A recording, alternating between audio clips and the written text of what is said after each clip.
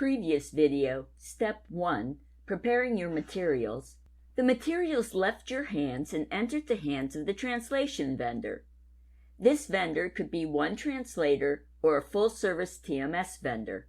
Before returning to you, what does the vendor do with this material? There are two possible paths which affects the output you receive, depending on the type of vendor used. In Path 1, using only a translator, the text is translated with the help of some form of translation software, reviewed by the translator, and revised as needed. The translator returns it in the document format you provided. In Path 2, a full-service TMS vendor extracts the text from the materials and translates it using a TM tool. The translated text is reviewed by a native speaker for accuracy. Then the translated text is integrated into the appropriate software. The materials are reviewed for formatting and other technical issues and returned to you. When you receive the materials, the path you take depends on the capabilities of the vendor.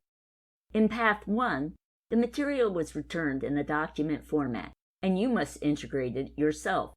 That means that the people who work in the software, such as the instructional designer, technical writer, and graphic artist, import, most likely copy and paste, the translated text into the appropriate software. They review the materials for formatting and other technical issues before sending it on for the quality assurance and translation review.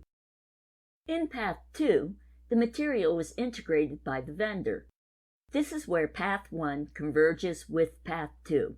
At this step, the roles responsible are the people who work in the various software for the materials and the in-house reviewers, which should consist of a subject matter expert who is a native speaker of the language of translation. This is vital to ensuring your product is localized correctly. It is likely that even if you use a full-service TMS vendor, you will still perform some of the integration yourself. In the quality assurance and translation review, the responsibility of the ID, technical writer, and graphic artist are to make sure the formatting is correct, that style and branding guidelines are adhered to, and the materials operate as expected. The responsibility of the SME is to make sure that the correct words were used in the translation, that the intended meaning was preserved, and that everything operates as expected. No revisions to the materials should occur here, only corrections for inaccuracy by the translator. All material revisions must be done before the material is sent for translation. Errors by the translator must be corrected by the translator at no additional charge.